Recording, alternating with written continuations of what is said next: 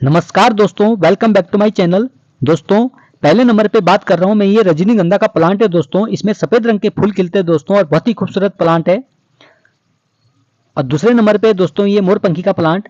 तो इन दोनों प्लांटों की मैंने गुड़ाई बढ़िया तरीके से कर दी है। तीसरे नंबर पे दोस्तों ये अमरेला का प्लांट, और इसकी भी मैंने बहुत बढ़िया तरीके से गुड़ाई कर दी है दोस्तों। और चौथे नंबर पे बात करते हैं दोस्तों अब एस्परागस प्लांट, जो कि बहुत ही खूबसूरत प्लांट है दोस्तों। और पांचवें नंबर पे बात करते हैं अब स्कारलेट सेज प्लांट, जिसकी की हालत बहुत ही खराब हो गई है। ये बरसात के कारण से थोड़ा खराब हो गया दोस्तों, गल गया है, तो इसीलिए ये भी अब ठीक हो जाएगा। इसकी भी बढ़िया तरीके से गुड़ाई कर रहा हूँ। और ये जो घास है बहुत ही ज़्यादा हो गया था दोस्तों, इसमें करीबन 3 माह हो गए थे दोस्तों। इन प्लांटों की गुड़ाई का जो कार्य है वो रुका हुआ था दोस्तों। तो बड़े मुश्किल से मैंने आज समय निकाला है और इन प्लांटों की गुड़ाई का कार्य पूर्ण करा है। और इसमें मैंने टमाटर लगा रखे थे दोस्तों, जो कि अब फसल खत्म हो गई है।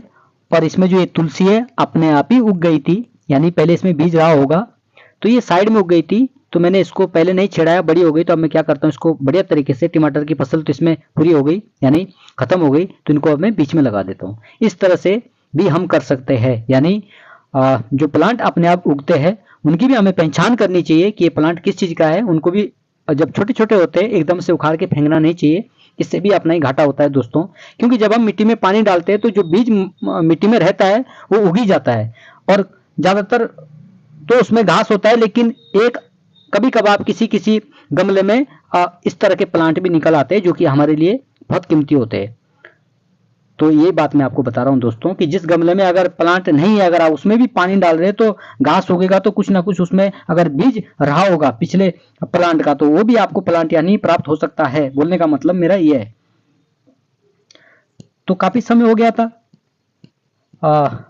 रुका हुआ था काम ये गुड़ाई करने का, क्योंकि मैं तो रोज ही काम पे निकल जाता हूँ।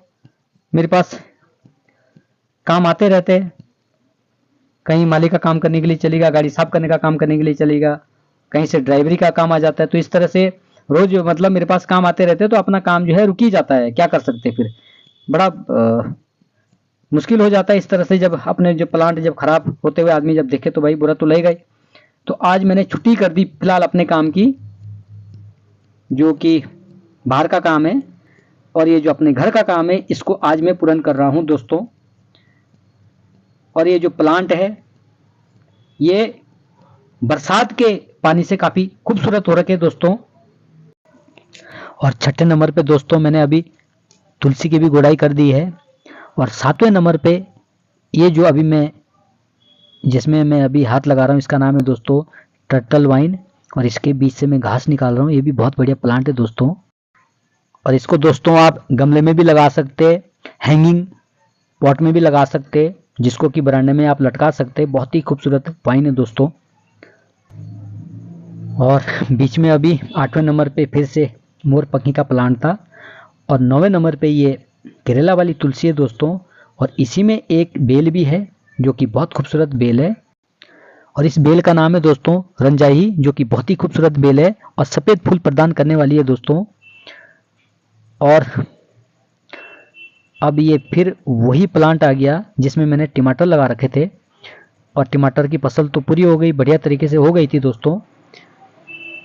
और 10वां नंबर और 11वें नंबर पे फिर ये टमाटर वाला प्लांट, और 12वें नंबर पे अब ये सदाबहार का और गेंदे का प्लांट की गुड़ाई चल रही है दोस्तों।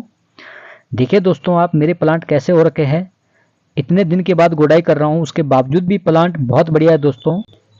और जो ये बरसात का पानी लगातार जब आता है दोस्तों, इससे जो हमारे जो प्लांट होते हैं इसका गलने का भी काफ़ी खतरा बना रहता है, पर अभी तक फिलहाल ठीक है।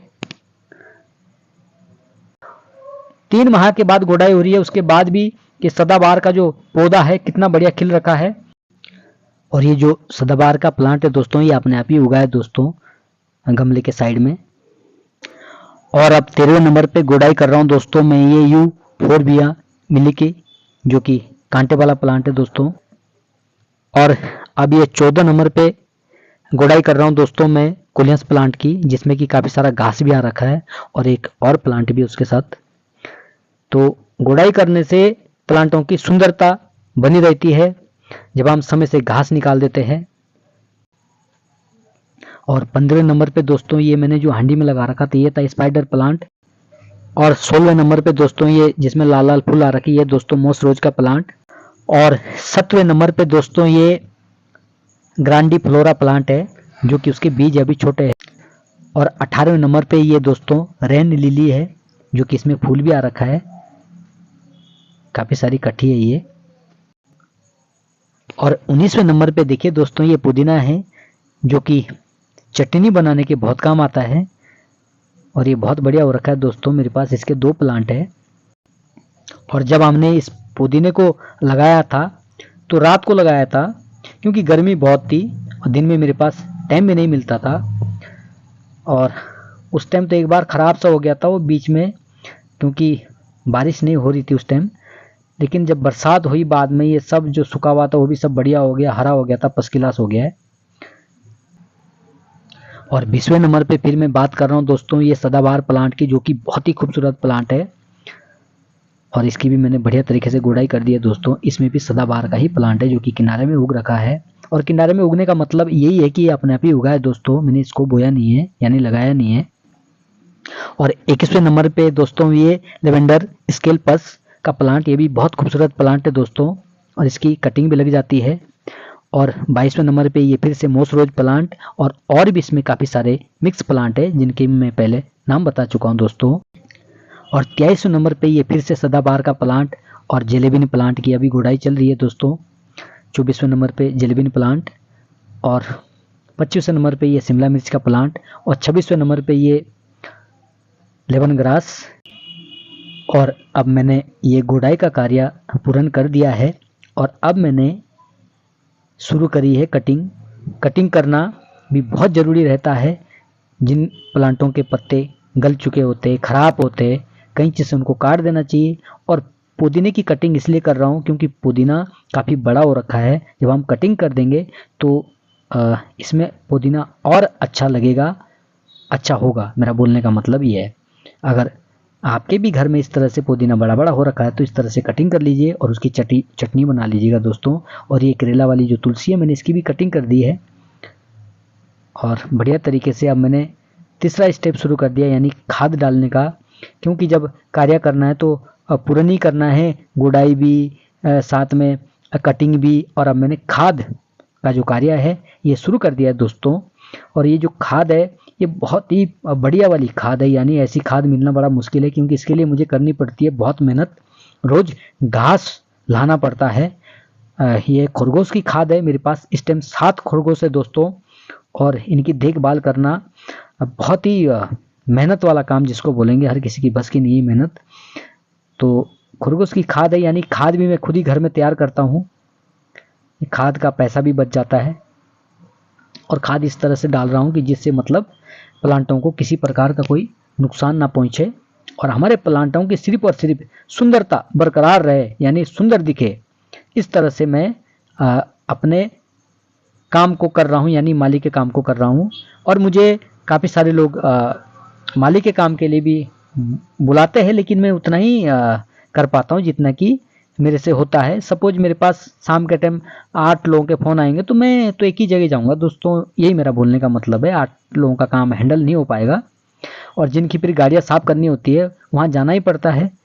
और फिर एक बात और भी है, माली के काम में पैसा अच्छा है, ड्राइवरी के काम में भी पैसा अच्छा है, लेकिन गाड़ी साफ़ करने के काम में उतना अच्छा पैसा नहीं बनता है क्योंकि उसमें तो घंटों के हिसाब से काम नहीं होता है। उसमें तो सिर्फ और सिर्फ मेरे ख्याल से मुझे 100 रुपये घंटा भी नहीं बन पाता है। परंतु यह है कि वो एक बना हुआ बंधी हुई नौकरी कहलाती है वो, क्योंकि वो जो है महीने के हिसाब से वहाँ पैसा मिलता है। फिर नकदी वाली गाड़ियों का भी काम है मेरे पास। तो इस तरह से मेरा रोज़गार चल रहा है।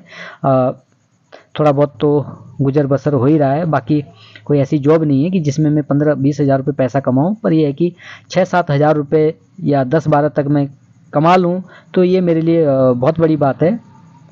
बस क्योंकि मेरे फिर कोई पालतू ऐसे खर्चे भी नहीं है जैसे बीड़ी, सिगरेट, दारू, मीट, अंडा, इस प्रकार की जो ये चीज़ें हैं इनका हम सेवन नहीं करते दोस्तों, क्योंकि इतना हमारे पास ना तो पैसा है और ना ही मुझे इन चीज़ों से किसी प्रकार का भी इंटरेस्ट है। तो यही मेरा बोलने का मतलब है दोस्तों। और मेरे पास फिर ज़्यादा वो भी नहीं है कि मतलब कोई वाईफाई वाला कोई सिस्टम है, ऐसा कुछ नहीं है, बस सादा खाना पीना है, सादा रहन सहन है। धन्यवाद दोस्तों।